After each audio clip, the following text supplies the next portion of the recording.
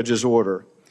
And the department's response to this gross miscarriage of justice was not to accept responsibility or to take urgent action to correct the problem and seek the man's return.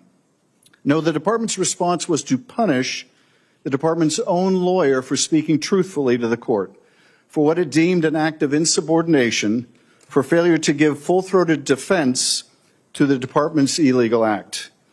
This is why we are here today.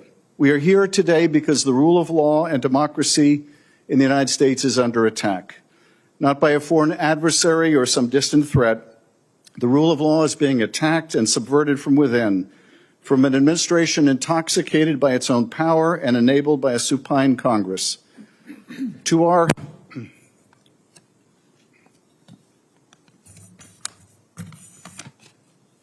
Donald Trump is taking unprecedented steps to bend our justice system to his will, and his administration is moving systematically and swiftly to dismantle the legal pillars that hold up our democracy: the independence of the legal system, the idea of impartial justice, the right to counsel, and the principle that no one, not even a president, is above the law. If Donald Trump and his personal criminal defense lawyers, now running the Justice Department, succeed, the consequences will be profound.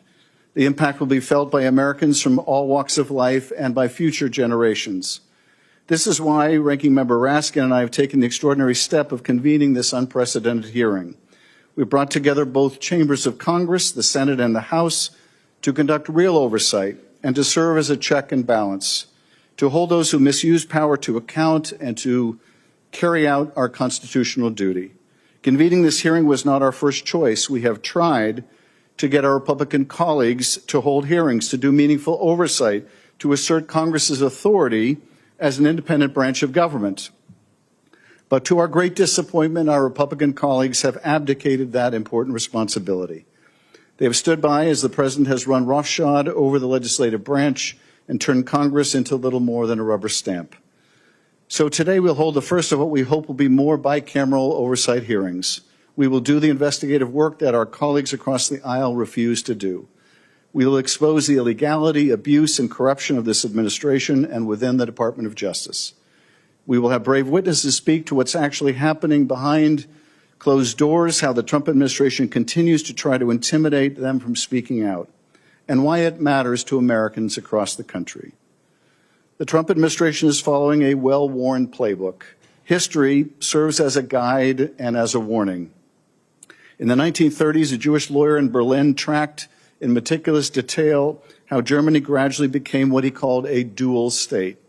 First, to keep the country running, the ordinary legal system remained in place for most people. And yet, step by step, a parallel system of governance and law emerged, what one scholar called a lawless zone.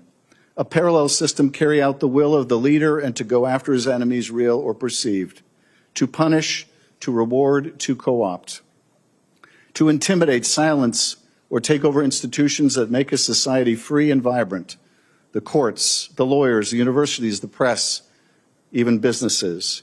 And over time, the emerging authoritarianism would swallow what remained of the rule of law. And now Hungary provides a more present-day warning. Methodically, Viktor Orban has tried to dismantle the independence of Hungary's judicial system, its education system, and free press, undermining democracy while pretending to uphold the law. And we have our own history that we must not forget. In the 1950s, in this very institution, Senator Joseph McCarthy and his enablers wielded the power of the government to go after perceived enemies. Many shamefully did not stand up at the time. Some chose expediency, political gain, or profit. Others thought they could weather the storm by cutting deals or staying silent. If this sounds all too eerily familiar, it is because it is. But there is a silver lining and a reason for hope. Those who defended fellow Americans then are now rightfully viewed as vindicated by history. The courage demonstrated by Americans in decades past and by brave men and women in other countries should serve as our inspiration and a roadmap for standing up for the rule of law, for each other, and for our democracy. Today's hearing, therefore, is a step towards real oversight and accountability.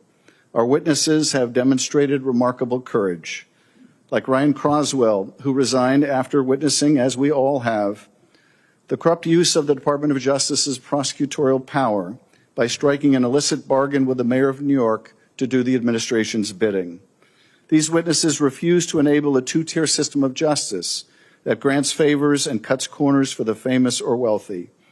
And as we'll hear today, they bravely stood up to ongoing efforts by the Department of Justice to intimidate them from speaking today, including when they planned to send armed marshals to the home of one of our witnesses, Liz Oyer, in order to discourage her from testifying today. These witnesses, like Stacey Young, are supporting others who continue to serve the public interest, continue to be employed by the Department of Justice, and who cannot speak for themselves. One of our witnesses, Rachel Cohen, stood up when her law firm would not, even as other law firms beat a path to the White House to capitulate to the extortionary campaign of the executive branch, even as that campaign weakens the right to counsel, the right of free speech, and the right to take on unpopular causes. Today's witnesses represent the antidote to the collective action problem we have seen when law firms, universities, and other institutions race to the White House to cut their own deals rather than stand on principle. In this defining moment, our institutions must not grovel before power. They must not retreat. They must stand together. They must lead. Law firms, universities, public servants, Congress, each has a unique role, an important role to play, because a democracy that fails to hold power to account ceases to be a democracy at all, because we cannot allow the law to be twisted into a tool of personal or political vengeance or favor, and we cannot let threats to our democracy go unchallenged. Before we introduce the witnesses, let me turn to my colleagues, Ranking Member Raskin and Ranking Member Durbin, both of whom have demonstrated extraordinary leadership during this moment of profound challenge.